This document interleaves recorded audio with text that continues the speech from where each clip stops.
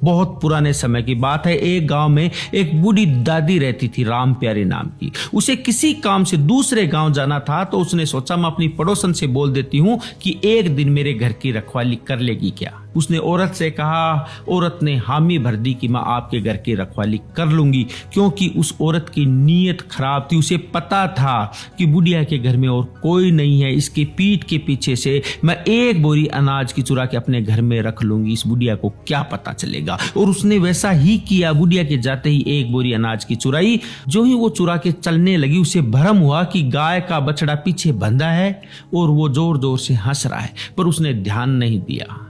वो अनाज की भरी बोरी घर पे रख के आ गई। जब शाम को बुढ़िया आई तो उसने पूछा कि दादी जी, आपका गाय का बछड़ा हंसता है? बूढ़ी औरत ने कहा, मेरे को नहीं पता बेटा, कलयुग है, हंसता भी होगा, तू जाके पूछ ले। औरत से रहा नहीं गया, वो बछड़े के पास में गई और बोली, दोपहर को तुम हंसे थे? बछड़ा फिर हंसा और बोला, हाँ हंसा था। उसने पूछा, क्यों हंसे? बछड़े ने कहा कि पिछले जन्म में मैंने राम प्यारी दादी से 200 रुपए उधार लिए थे। मैं वापस भी दे सकता था, पर मेरी नीयत खराब हो गई।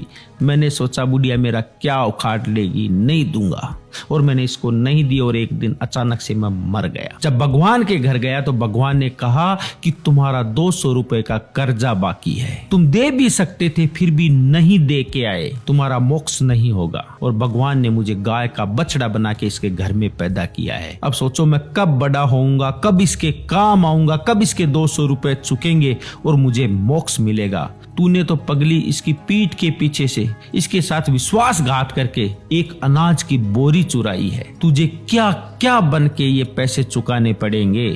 औरत की सब बात समझ में आ चुकी थी। औरत बुढ़िया के पांव में गिर गई और उसने पूरी बात बताई। बूढ़ी औरत बोली कि बेटा, सुबह का भूला शाम को घर आ जाए तो वो भूला नहीं होता। जैसे तुम्हारे पास में पैसे बन पड़े वैसे दे देना, कोई बात नहीं। तेरे समझ में आ गया, ये बहुत बड़ी बात है। दोस्तों, आजकल लोग एक बात बोलते हैं कि या तो कुछ कर्जा या फिर कर्जा करके मर जा, नहीं देंगे तो क्या मेरा दुनिया उखाड़ लेगी। दुनिया तो उखाड़े या ना उखाड़े, ऊपर बैठा भगवान जरूर उखाड़ता है, और उखाड़ता ही नहीं, उगने के लिए जगह भी नहीं छोड़ता। आप किसी के पैसे खा के खुश हो सकते हैं, पर खुश रह नहीं सकते।